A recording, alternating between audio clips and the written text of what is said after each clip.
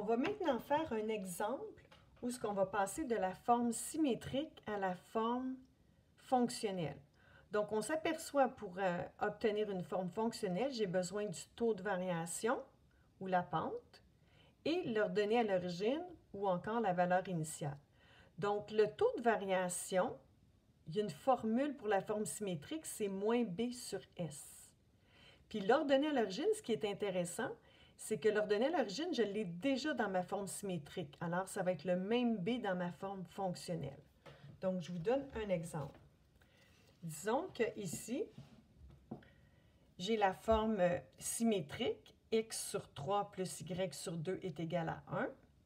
Et je vais mettre ça sur la forme fonctionnelle, y est égal à x plus b.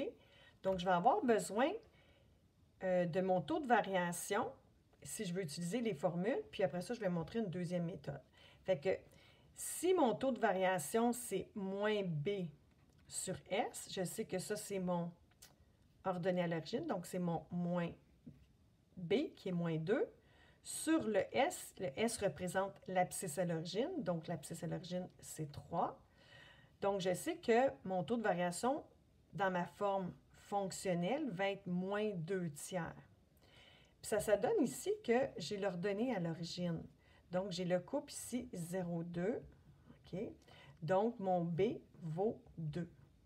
Donc, je peux passer directement à ma forme fonctionnelle. Ça veut dire que y est égal à ax plus b va s'écrire sous la forme y est égal à moins 2 tiers comme taux de variation, x, plus b, mon b qui est l'ordonnée à l'origine, mon b qui est l'ordonnée à l'origine, c'est 2. Et je viens de trouver ma forme fonctionnelle à partir d'une forme symétrique. Il y a aussi une autre façon qu'on peut faire, c'est tout simplement d'y aller intuitivement, c'est-à-dire isoler notre y. Donc, on pourrait tout d'abord éliminer notre 3 et notre 2 en multipliant par le dénominateur commun. Ici, notre 1, son dénominateur, c'est 1, hein, pour rien changer. Donc, je pourrais dire, je vais tout multiplier ici par 6, ce qui va me donner 6x divisé par 3, ce qui va faire 2x, parce que le 6 et le 3 vont se simplifier, et ça va donner 2. 6 fois 1 divisé par 2, ça va donner 3y. Et 6 fois 1, ça va donner 6. Et là, je m'arrange pour isoler mon y.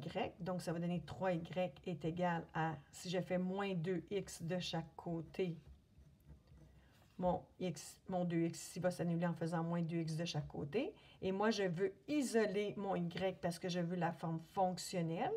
Donc, au lieu de faire multiplier par 3, je vais faire l'opération contraire qui est de diviser par 3 partout pour garder l'équivalence. Donc, ici, ça va se simplifier. Y va être égal à moins 2 tiers x plus 2, parce que 6 divisé par 3, ça fait 2. Et on s'aperçoit que dans les deux cas, que ce soit avec la formule ou sans formule, mais plus intuitivement, les deux, on arrive avec la forme fonctionnelle qui est la même.